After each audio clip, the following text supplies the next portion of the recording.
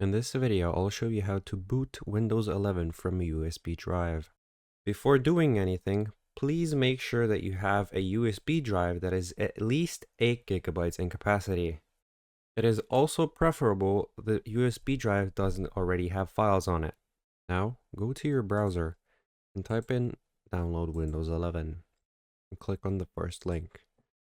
Scroll down a little bit and click on download now where it says create Windows 11 installation media and click on the installer.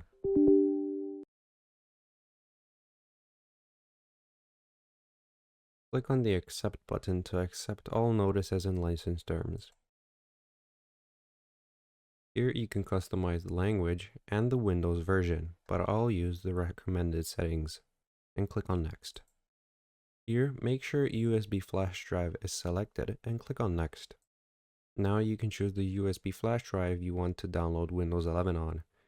If your USB isn't showing up, click on the refresh drive list and try again. Once selected, click on next. Once the installation files are downloaded and verified, click on finish.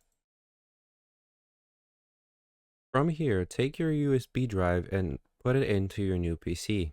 Go through the installation process and you have successfully installed Windows 11 on your computer. If you found this video helpful, please consider liking and subscribing.